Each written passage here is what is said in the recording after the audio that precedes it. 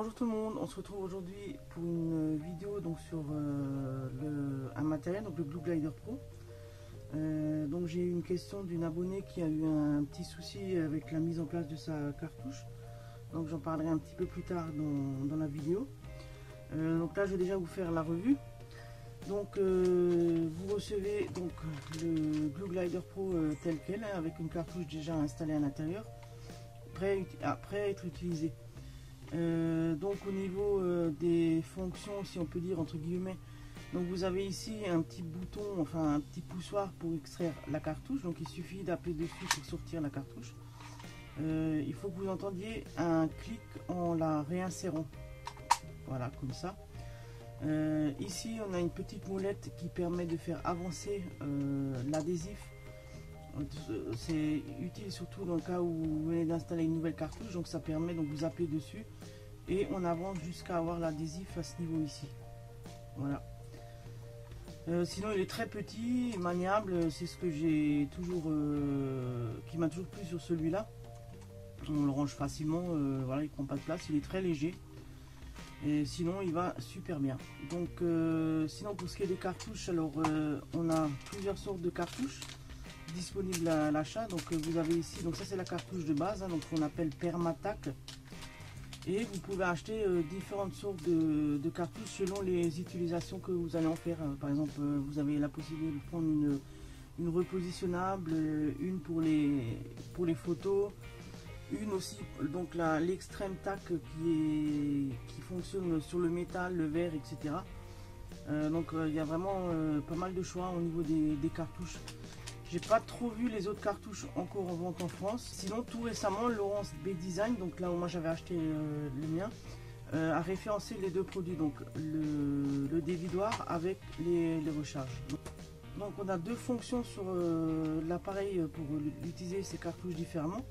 Donc vous avez un petit autocollant ici où c'est indiqué, donc pull, donc quand vous tirez vers vous, on va montrer ça, voilà. Et vous avez la version, donc il suffit de tirer la cartouche de haut et de la mettre dans l'autre sens, voilà. Et à ce moment là vous pressez légèrement et vous avancez l'adhésif, et là vous l'avez dans l'autre sens. Donc ça c'est aussi à regarder quand vous placez votre cartouche, de bien faire attention dans quel sens vous la mettez. Donc moi je vais la remettre dans la position initiale, voilà. Donc vous voyez, vous entendez bien le clic. Donc ça c'était donc la particularité de ce dévidoir là. Donc ça dépend ce qu'on en fait comme utilisation, hein. Ça peut être plus sympa d'utiliser version poussée ou version tirée, ça tout dépend comment vous aimez vous en servir. Donc ensuite on va parler donc du problème qu'une de mes abonnées a eu avec le changement de sa cartouche. Donc apparemment l'adhésif ne tient pas sur la bande, donc j'espère que les explications que j'ai données par rapport au changement de cartouche et la position inverse de la cartouche, ça pourrait peut-être suffire à régler le problème. Si c'est pas le cas, je sais que Gluearts, donc la société qui fabrique les Glue Glider Pro, échange les cartouches défectueuses. Il peut en avoir effectivement des cartouches, des lots qui peuvent avoir des soucis, et donc il suffit de les contacter une première fois par email, de leur expliquer votre problème, et puis à ce moment-là ils vous donneront la marche à suivre pour envoyer les cartouches et vous les remplacer gratuitement. Maintenant, comme Laurence B Design les a référencés chez elle, il faudrait peut-être déjà aller voir, parce que donc justement Isabelle l'avait acheté chez Laurence B Design. Il faudrait peut-être déjà voir avec elle en premier, puisqu'elle est quand même en contact avec le fabricant, s'il y a un moyen de se faire remplacer sa cartouche.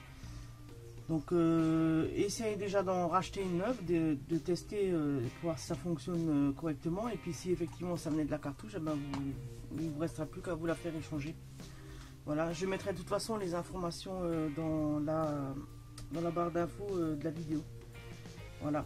Ensuite, il y a une petite astuce aussi, donc je vais vous montrer ça, j'avais préparé avant.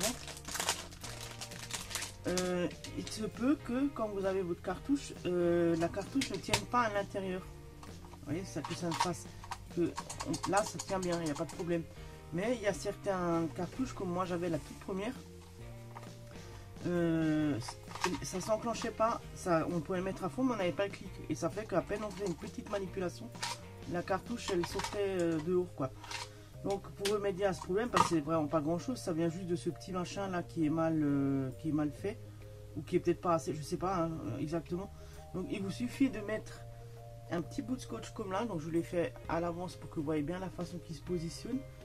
Donc que le petit rebord là, ici, repose légèrement sur le scotch. Donc ça, il avance alors très légèrement et donc il bute dans l'intérieur du dévidoir. Et donc vous avez ce clic quoi.